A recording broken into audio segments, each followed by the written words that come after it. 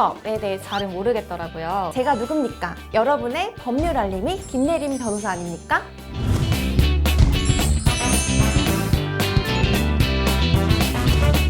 작년에 주택임대차보호법 개정된 거 아시죠? 이제 최근에 변경되다 보니까 잘 모르시는 분들 많으실 텐데요. 제가 누굽니까? 여러분의 법률 알림이 김예림 변호사 아닙니까?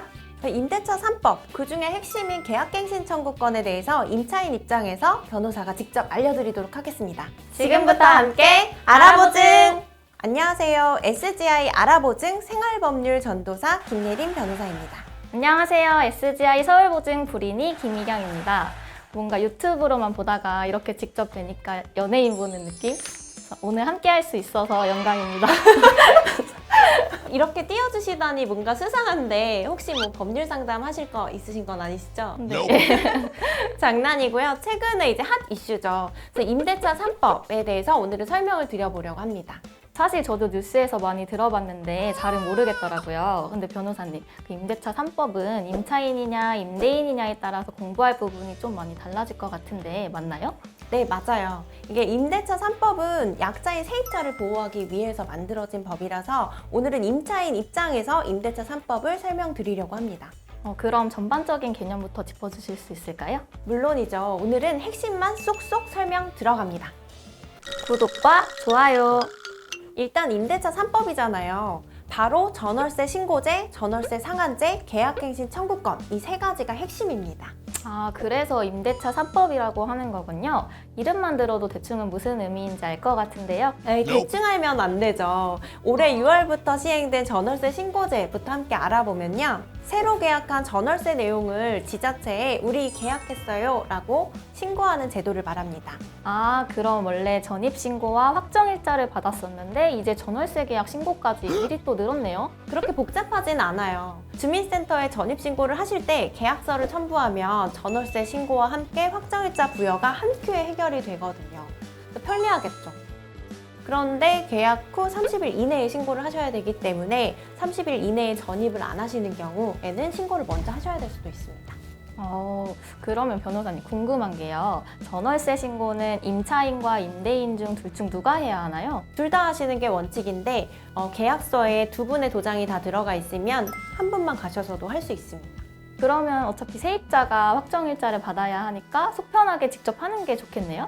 그러면 변호사님, 전월세 상한제는 뭔가요? 전월세 상한제는 다음에 설명드릴 계약갱신 청구권을 임차인이 쓸 경우에 임대료를 5% 범위 내에서만 올릴 수 있는 제도인데요. 예를 들어서 전세보증금이 2억이다 라고 했을 때 그 5%인 1,000만 원까지만 이제 보증금을 증액할 수가 있게 되는 거죠. 그렇다고 무조건 5%가 올라가는 건 아니죠? 그럼요. 임대료 상한선이 5%라는 것이고요. 임차인이 충분히 협의해서 정할 수 있습니다. 그런데 이제 최근처럼 전셋값이 많이 오르는 경우, 이런 경우에는 5%만 증액하는 경우에도 시세보다 싸다라고 하면 임차인에게 유리한 법이겠죠. 맞아요. 근데 사실 저뿐만이 아니라 지금 시청해주고 계신 다른 임차인 여러분들은 계약갱신 청구권에 대한 내용을 가장 궁금해할 것 같은데요. 이 부분은 좀 자세히 설명해 주실 수 있을까요? 물론이죠. 청구권 개념에 관한 설명과 함께 상황별 Q&A로 정리해드리도록 하겠습니다. 계약갱신 청구권은 임대차 기간이 끝나기 전에 임차인이 임대인에게 저 계약 갱신할게요 라고 통지를 하면 그러면 2년 더 계약을 갱신할 수 있는 임차인의 권리인데요. 이게 법으로 정해진 1회를 사용하면 최대 4년까지 임대차 기간을 보호받을 수 있게 되는 거죠.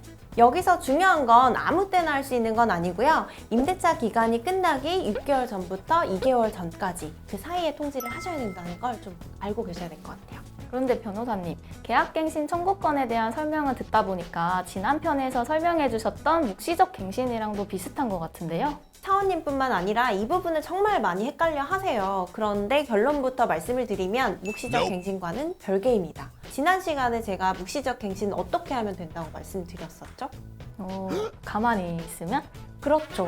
가만히 있으면 묵시적 갱신이 되는데요. 계약갱신 청구권 같은 경우에는 계약갱신 의사를 문자나 전화나 내용증명 같은 것들로 확실히 표시를 하시는 경우를 말해요. 쉽게 말씀을 드리면 가만히 있으면 갱신이 된다라고 하면 묵시적 갱신이고요. 계약갱신의 의사를 확실하게 표시했다라고 하면 계약갱신 청구권을 사용하시게 됩니다. 이건 이제 확실히 이해했습니다. 그러면 묵시적 갱신 후에 계약갱신 청구권을 또 쓸 수도 있겠네요. 역시 너무 잘 이해하셨네요.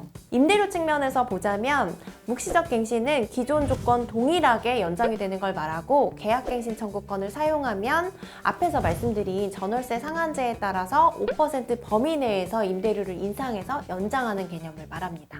변호사님, 그럼 계약갱신 청구권을 사용해서 갱신되면 꼭 2년 꽉 채워서 살아야 되는 건가요?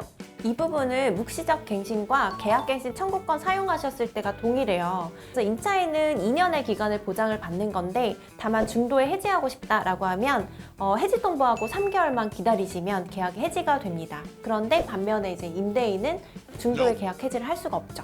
그럼 더 살고 싶으면 일단 계약갱신 청구권을 사용하면 되겠네요.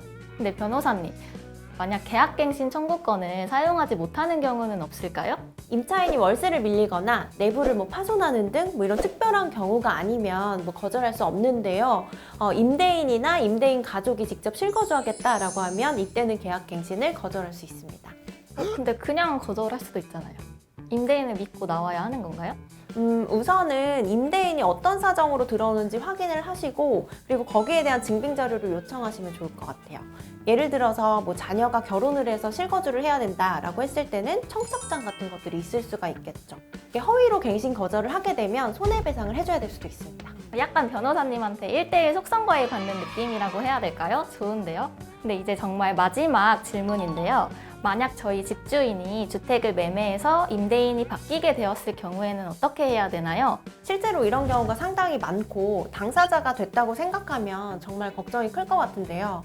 그런데 집주인이 바뀌더라도 기존의 임대차 계약에 관한 권리 의무를 그대로 승계하기 때문에 걱정을 안 하셔도 됩니다.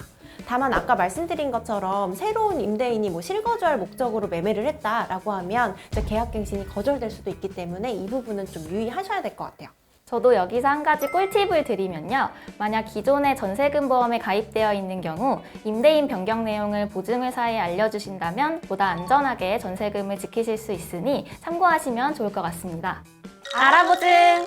어렵기만 한 임대차 3법 아니죠. 알고 보면 쉬운 임대차 3법 맞습니다.